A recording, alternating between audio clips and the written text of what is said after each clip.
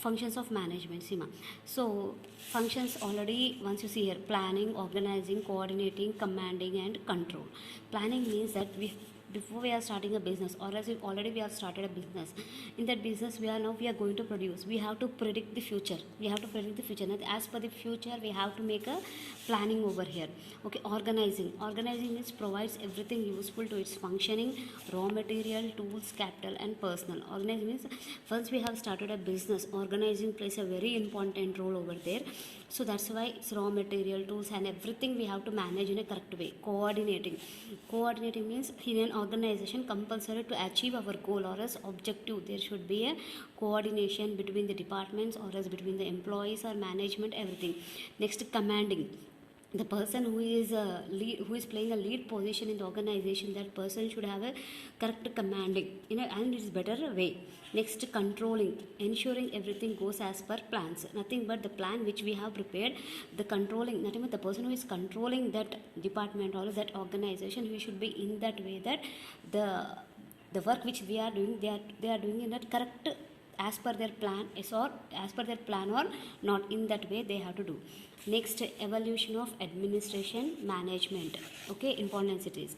Next, Sima, Fayol advocated the University of Management concepts and principles. So Fayol, what he has done means, by his experience he has given us so many of management concepts and principles. 14 principles he has given. So one can delegate authority and not the responsibility. So here what he is saying, that a person, he can delegate his authority, nothing but he can divide the work, but finally the responsibility will be in his hands. Okay, authority can be given but not the responsibility. That is the point he is saying here. Managers can be made or not born. So in case of Henry Fayol, what he is saying, that the person whom we have recruited as a manager, he has to be given correct training, and that manager should be made in the organization. By birth itself he won't be a manager. So manager, what he has to, for him, that they should give a correct training and everything. Okay, span of control of a manager may not exceed here, nothing but there will be a span of control means nothing but a gap. There is a gap, nothing but under one manager there should be a particular persons only, so that what happens means he can easily control them, nothing but he will the manager will be a manager will be having authority to those over 6 persons. So that's what he's saying is, under manager, the foremen or supervisors, those who will be being, they should not exceed more than 6. Why? Because he can't control over all them. If it is 6 or less than 6, easily he can manage over it. There should be a specialization in work, nothing but the person who is selected as a manager, that person should be a specialized. If suppose we required a production manager, that person should be a specialized in the production. If suppose we required a marketing manager, that person should be specialized in the marketing field. Or else if suppose we required a accountant in a HR manager, the person should be specialized in that department. Okay, next, authority positions at various levels should be clear to persons in the organization, nothing but the authority which is given to them, that authority first of all they have to mention clearly.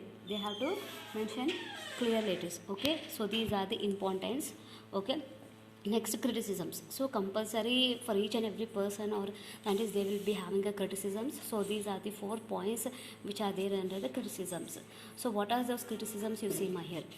Henry Fayol theory is based on personal experience.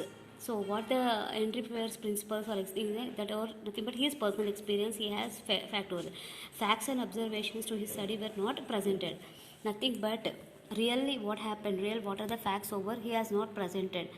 Administrative has not been supported by imperial studies, nothing but here what happens is, they have said that administrative is not only enough to encourage to build up the management.